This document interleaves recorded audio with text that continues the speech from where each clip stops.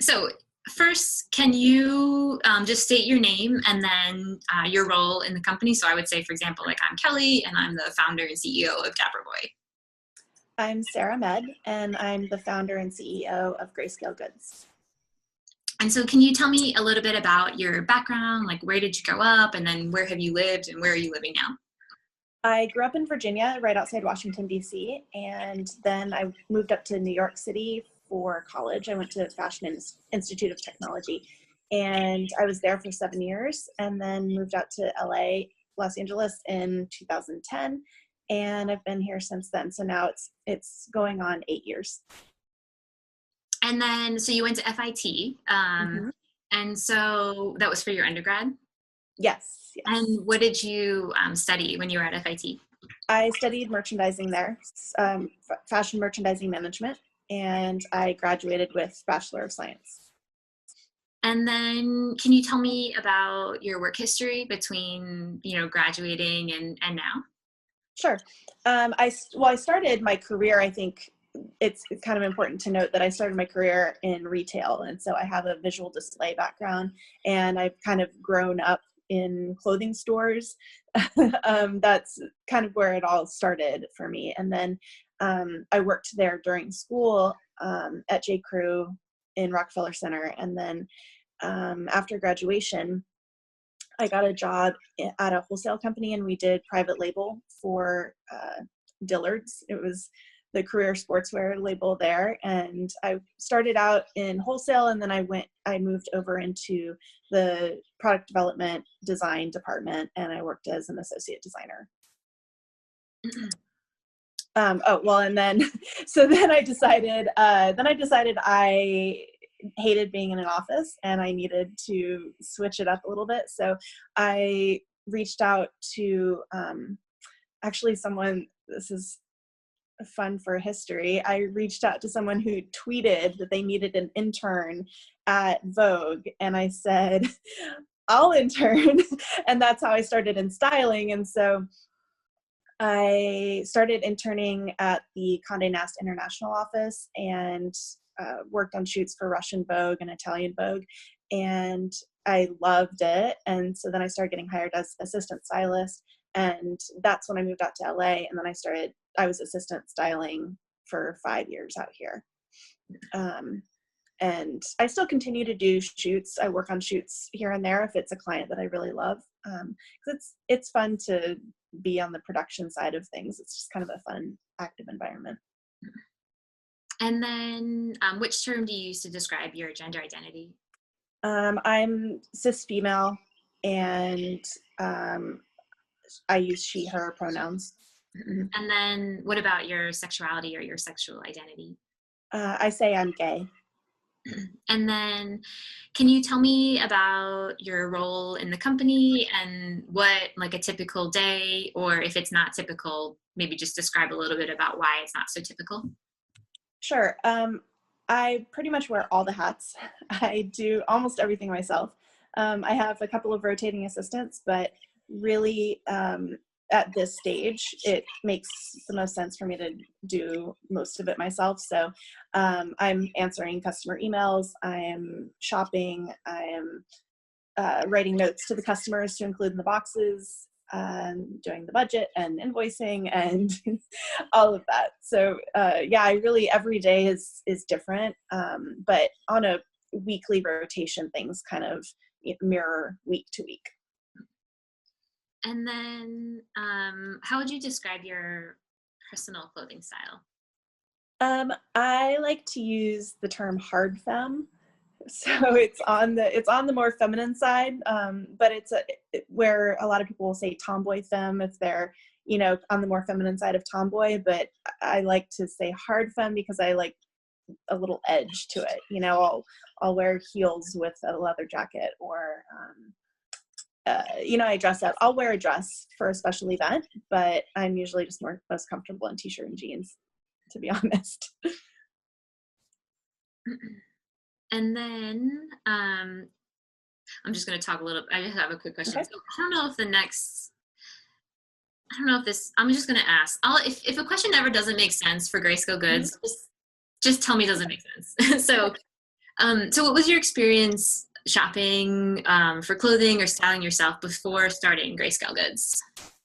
I've never really gone on shopping trips for myself because I always when I was working for brands, I would just wear that brand. And then, working in styling, I'm constantly shopping. So I kind of just pick things up for myself as I go.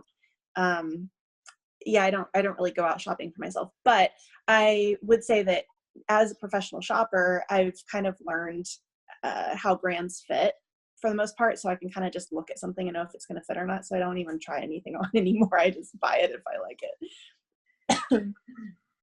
And do you feel like your past shopping experiences related to your personal style influenced you to start Grayscale Goods? I would say that my partner's shopping experiences inspired it. I tend to date people that are just a little more masculine of center, like women that identify more masculine of center, and seeing them trying to shop for special events, for suits, for even just every day, like, finding the perfect pair of chinos or something.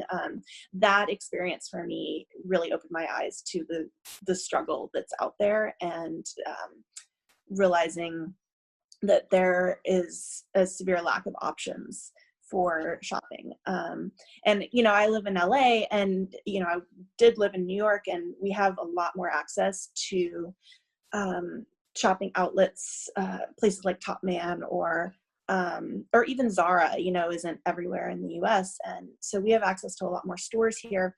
So I was realizing that if it's this difficult for someone with this style and this body to be shopping in LA and find something that they like, I can only imagine how much harder it is for someone living in the Midwest, even in a city in the Midwest. Just the pure lack of options for stores, but then even in the men's department, just the stigma that surrounds that, and the impact it can have on someone's self-confidence. And so I would say it was not necessarily my personal shopping experience, but definitely like that of my friends. And so would you say that that's sort of how the idea came about, like witnessing your partners or your friends' experiences with shopping and trying to find aesthetics that matched sort of the reflection of what they wanted their gender to be? Yeah. My friends would always come to me and say, can you help me shop? Can you go shopping with me? And so I was always kind of the go-to person already. But what really gave me the idea for the company is I had some friends that were ordering from Stitch Fix, which is a similar business model to what I do. I really kind of based it around that, the like on-demand styling service that gets delivered to your door. And I was sitting talking with a couple, and one of them had been ordering Stitch Fix and was loving it and loving everything that she got. And then her partner, who was more masculine of center, tried ordering and tried her best to put in, on the style profile, all the answers that were the most similar to her style. And when she got her box, she was like, they clearly don't get it. There's nothing in here that I would ever wear. It's just way too feminine. So when I had that conversation, it was kind of my aha moment. And I really, I was like, well, this is something that I can do. This is in my wheelhouse. I know how to shop. I know how to style people. I know where to go, and I should try this. Why not? And so when was that, when that conversation happened or when that experience happened, what year was that? That was early in 2014. And then, so that was sort of like the ideas, the ball was rolling, like the thought process was like 2014, like this is something I could do. I have all of the skills, I know, like I would know how to shop. I would know how to like, style folks. And then when did the official business begin, or like when was it like officially? Well, I wouldn't say I had all the skills because I had never started a company before. I had never worked at an executive level in a company before. So I had no idea what it would take to operate and own a business. So I spent that whole summer researching and Googling and getting books on how to start a business. and and also, how am I going to fund this thing? And so that's when, in September of 2014, is when I actually incorporated Greyscale Goods and officially started. And then for the month of October, we had a Kickstarter. And so can you tell me about the name? Like why did you choose that? And like, what's the significance behind the word you chose? Yeah. So, we live in this world right now where nothing is binary. There's gender is not binary, style is not binary. So I was playing with the thought of like, style is so much more than black and white. And there's all these shades in between. There's all these, shades of gray in between. And so I thought, I want something to reflect the gray scale of style. Like, it's so much more than black and white.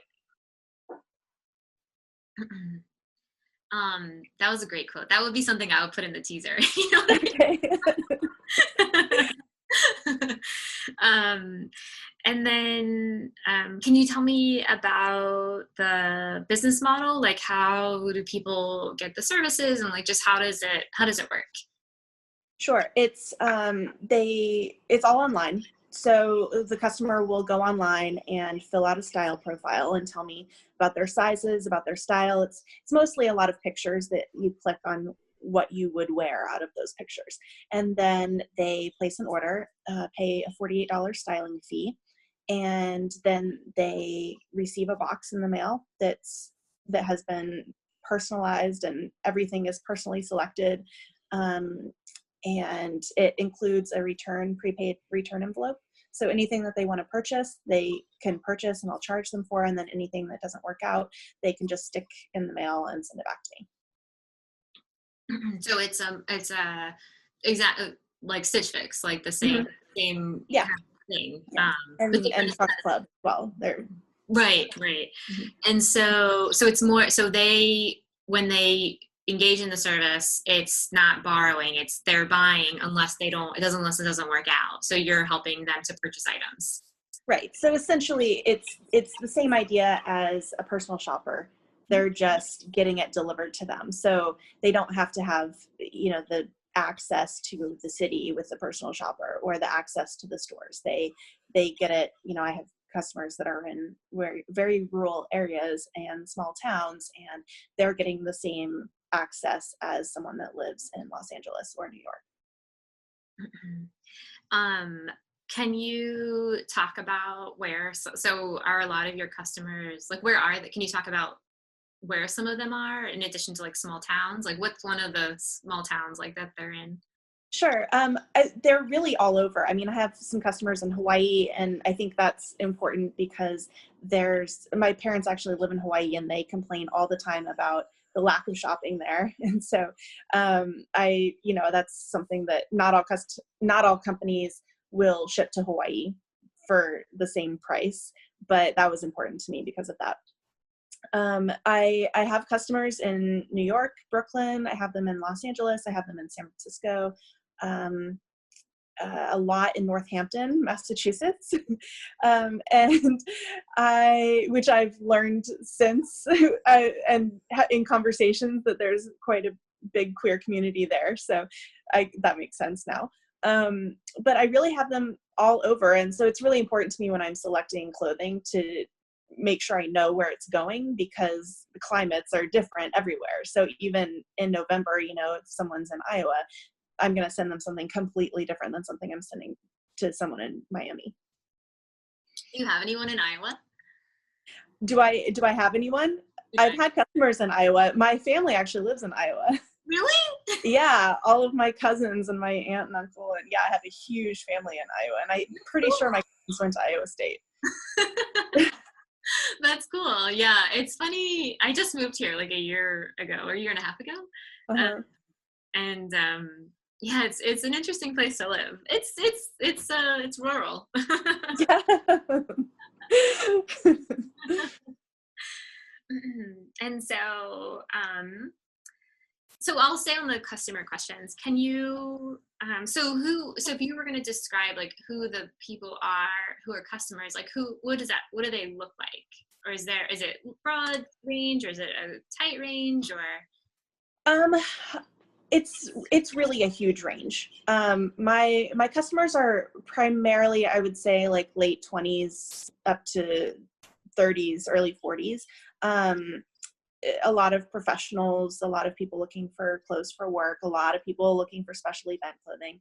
I have some customers, I've had like high schoolers looking for prom and graduation. I've had a lot of people that are attending weddings and they need something to wear to their weddings or to their friends' weddings or siblings' weddings. But as far as, I mean, what they physically look like, I have such a wide range. I mean, there's some people who are just very small bodied, and so they can't find clothes that are small enough because they can't even fit into men's sizes at all. And so that's one challenge. And then I have a lot of plus size customers actually, which I try to really accommodate plus sizes, even though I don't put it on the website because I know how important it is. Even for the lack of options in the plus size industry is ridiculous right now. I mean, and that's something that is close to my heart. Like I think that there needs to be more options, but especially for queer plus size style, it's almost non-existent. And then how do folks find out, like through social media, or do you think that that's probably, I mean, I think we found out through a list or something, or just searching online for every possible queer LGBTQ focused brand. But how do like most folks find out, do you think? I actually asked them in their style profile, how did you find out about us? And a lot of them will say that they just Googled lesbian Stitch Fix. And I guess we come up when you do that. So a lot of people are just Googling. We have an Instagram. It's not as active as it needs to be. So that's one goal for the next year, is to really amp up our social media presence and following and that. But Facebook, people find us on Facebook. Also, a lot of word of mouth, just friends talking about it. And also, actually, I guess we have quite a big following through Autostraddle, because Autostraddle has written us up a couple of times. And so people will read an article that mentions us there. And then also this year, BuzzFeed did a video, and that was a huge impact. I mean, that brought in a lot of customers. Yeah, I think it was through an article that we looked at every single list, I mean, possible. I mean, we have an extensive list of every brand possible. Like that is in the range of whoever if they made one bow tie on Etsy or something, it's like Wild Fang and Tomboy X, you know what I mean? So it's like this huge thing. And so that's pretty much how we found you. And then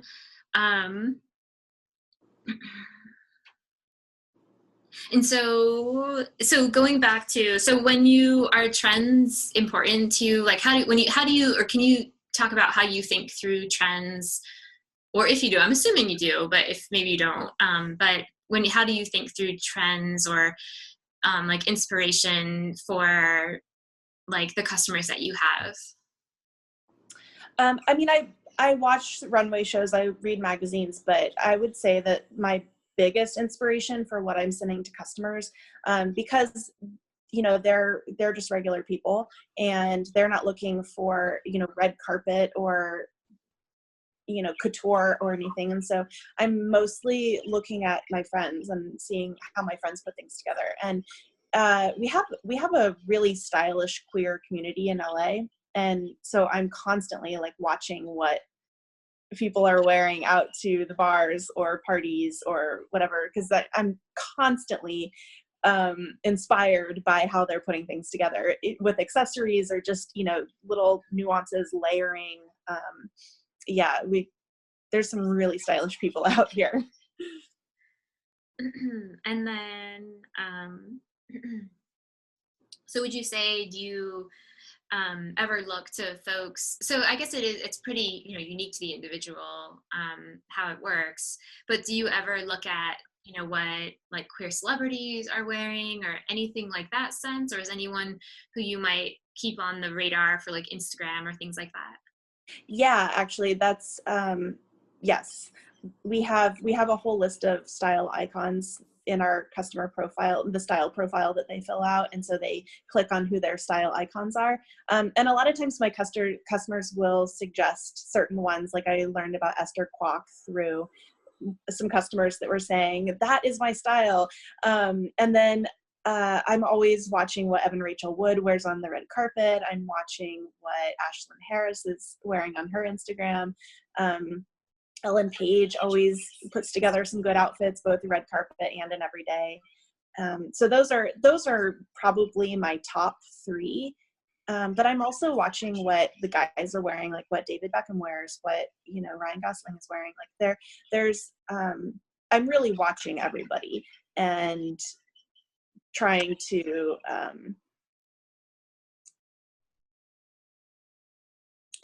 really taking the best of the best and continuing to put those into our style icon list. And then I'm just going to go back quick to thinking about the services. I just forgot to ask one little question. So right now, do you envision like that you want to expand in any way, like on, ever, I don't know, in any kind of way that you, like a dream, of like you would add this to your business or something like that?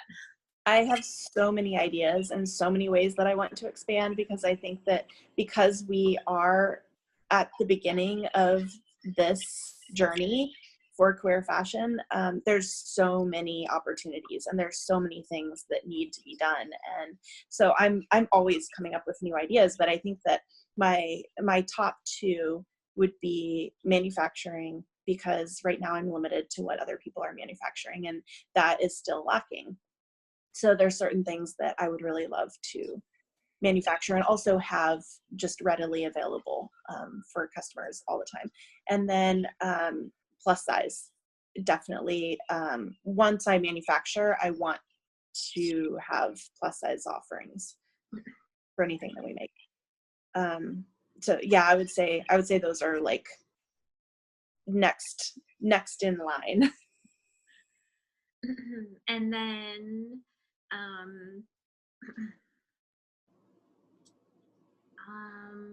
so on your, and I apologize for not looking before I asked this question, but can you talk about the models or the imagery that you use on your website and like in the promotions or in the style choices? Can you just talk about how you, like, why those models are there versus other models, and like the aesthetics and why it might be important to have those folks represented there? Sure. Most of the people that I feature specifically for Greyscale are friends and people in the community, because it's important to me for it to feel relatable. I want people to look at the website and say, I could see myself in that shirt. And it's also I'm using friends also because I don't have a big marketing budget to pay for, big models, but but mostly it's important for me to represent just everyday people. So then so you had said you had done a Kickstarter in 2014 in September or August? October. Okay. Yeah. I was getting there. And so is that how you initially funded the business? And then did you ever like try to think about investors, or not necessarily there yet? So when the Kickstarter, it kind of funded the website. And then kind of just got me started getting, like, bringing customers in and being able to begin shipping. At this point, I haven't yet gone out to do capital raise or, you know, venture capitalists or investors or anything, but that's something else that's next on the horizon, because of the things that because of the visions that I have for the company and the ways that I want to expand in the next year or two. Those will require much larger amounts of money. And so I look forward to having investors in the near future. And what types of like positive feedback do you get from folks related to the brand and their experience and how they feel after they, you know, get their box or the moment they get their box? I don't know if there's any like one story you could highlight or just a general sort of broad brushstroke of like how folks respond. Well, first of all, the feedback is what keeps me going every day, because I'm doing this to help people essentially, and I'm doing this to make a difference in people's lives. And so when I'm getting feedback from someone saying, I've never found jeans that fit me, I'm like, you must be a magician that you found these jeans that fit me perfectly. So things like that, that keeps me going every day.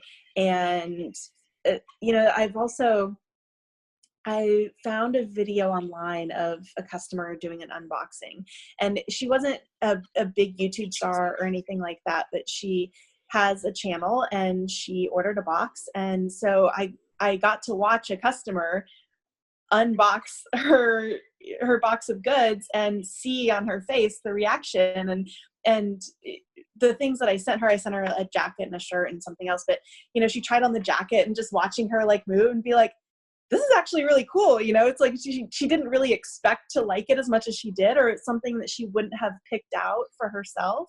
But then once she put it on, she was like, okay, like this is cool. And that's what I really love, is when a customer says, it's something I never would have picked off the rack for myself, but when I tried it on, I loved it and I'm buying it. So that's the kind of feedback I love to hear, because I want to expand people's idea of what they can wear. And I also want people to try things on and have self-confidence. When you look in the mirror and you like how you look, and you can align how you look with how you feel, I think that's the ultimate self-confidence. And when you feel good, you move through the world in a much different way. You just exude this confidence. And I think that being able to help people just move through aligned in how they look with how they feel in their gender identity is so important. And that's really what drives me. Your answer just made me think of something else. When you buy, or when you like choose garments and other accessories, are you like, do you have sort of like go-to brands, or like I'm just wondering, because I've been interviewing these other brands that really cater to and make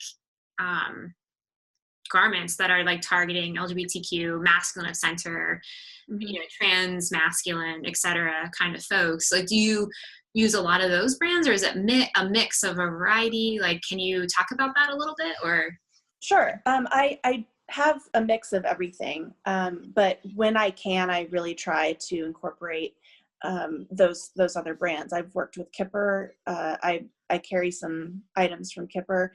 I work with bespoke. Sorry, I'm going to say this wrong. Becoming bow ties. Gold Coast Goods does bow ties, and they make bow ties for smaller neck sizes, which you can't find in the stores usually. I've worked with Kieran Finch, and I frequently buy from Podaloo up in Canada. And so whenever I can order from them, those are always the best sellers. But they're still small too, and so I can't keep up with the inventory from just those companies. And so I really mix and match. And I've found some other brands that fit really, really well. Top Man chinos fit really, really well. And yeah, I've kind of just through trial and error found brands that work well on a female body, or, you know, non-gender conforming, you know, it's just kind of gender neutral. Yeah, it kind of makes sense. I was kind of thinking that like they probably, because a lot of them are, you know, smaller, they do smaller runs and, you know, so that makes a ton of sense, right? That you'd have to like mix and, you know, I'm gonna like join this service. I'm already feminine aesthetic, but I'm like, oh my gosh, I need to join one of these. Because in Iowa, there is like nothing. It is like a ghost town. I know. Oh, it was sad moving here from California. I was like, where am I? What did I do? um, then do you ever have negative feedback from folks inside or outside the LGBTQIA plus community? When I first started, I was using the word androgynous, and I had some feedback about how we were using that word because, you know, in the pure definition of androgynous, androgyny, it's kind of, you know, without it implies that you're not leaning one way or the other. It's really like dead center. And I think a lot of our marketing and most of our customers tend to be female bodied, queer, people that have a slightly more masculine style. So, you know, I guess our marketing and probably where we sit in the realm of style isn't truly dead center. So I tried to stop using that word a little bit. And then from customers, our biggest concern in our place of, you know, needing to improve is that our wait list is really long right now. And so to be able to turn around more quickly, I think is very important. And that's probably the biggest complaint, is just that it takes so long to receive a box. Hopefully by the time people are reading this and seeing this, that will have been resolved. It's a good problem to have. Well, you know, that's what people say, but Yeah. I understand it's frustrating for customers to have to wait a long time, especially when, you know, if something's time sensitive, I will move them up in line. But, you know, to have to wait for an order is frustrating. Yeah. Especially when everything's so fast, you know, they're used to like everything Exactly. quickly, you know. So. Yes. And then, what are you most proud of so far? I'm really proud of the BuzzFeed video. I mean, I didn't do the BuzzFeed video, but being featured in BuzzFeed was really cool. And getting to see a customer experience unboxing their goods in that setting and on screen, and then seeing the feedback and seeing that it reached almost 2 million views, and just knowing that many people were exposed to what we're doing, that was really, really exciting. And then I would say just the fact that we're still operating in our third year, because coming from, you know, a background of never starting a business before, never operating a business, that's, you know, it's tough, but we're still here, and I still have a lot of visions. So I'm pretty proud of that. And then what do you think, like from start to finish, what has been most successful for you? It's a little different than proud, but maybe there's something else that comes to mind. Um, Or what do you view as most successful? Could be anything, you know. I mean, I think just making change in people's lives, being, you know, the changes that, like, that is success, is knowing that we're changing people's lives and helping them feel more confident in their clothing. And I would say that's my greatest success. And then was there anything that you went into this and it was just totally shocking, or you were just surprised by starting a company that is targeting or sort of or focusing on or leaning towards LGBTQ folks, or just Um, or just in general? Maybe it doesn't necessarily have to be about the community, but like anything in general that was like most surprising to you. I wouldn't say surprising, but reaffirming that the queer fashion community really, we really like reach out to each other and try to support each other when we can. And I've made some great friends with Nick Casey, with Sharp Suiting and Kipper, and they're Sloan and Tate, and there are these. It really does feel like a community, and I kind of expected that, but I think that it was a nice affirmation to really see that happen. Every single person says that. That's great. I think it's always usually a follow-up at the end, and like people want to add that in. I just spoke with Nick Casey last week or something. Yeah, they're great. Yeah. They're going to feature their shoes. We're going to put their shoes on our new exhibit that we're putting up in spring. Amazing. Yeah, I'll tell you about that afterwards, so it's not on the recording, but Okay. and then what are like some of the biggest struggles? You talked about a few, but what are or were some of the biggest struggles, like starting or going along the way?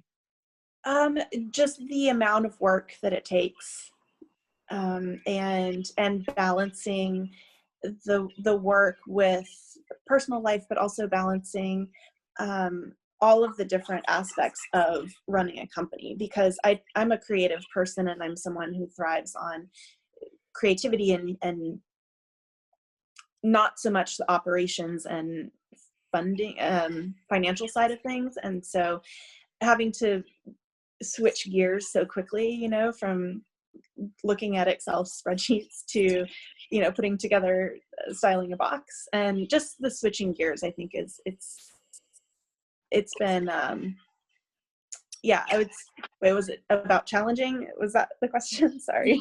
struggles most challenging along the way. Yeah. Yeah, I think just switching gears to so many different responsibilities. All right. That is like, those are my questions. So wait, but I always kind of recap and then ask one final question. So Okay. we talked about your own background. We talked about your own style, how the company started, the timeline, because as a historian, I'm very much interested in years and when things developed, an overview of the company, thinking about trends, the customers that you have, the imagery that you use within the promotions, and the visual communication, thinking about feedback, and then about funding, and then some of like the moments that are like most proud, challenging, etc.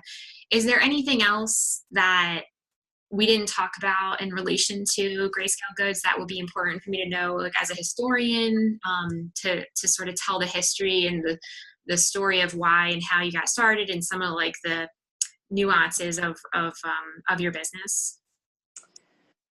I would just say that this is just the beginning right now. I still feel like we're in a very early stage of the company, and there's so much more growth ahead.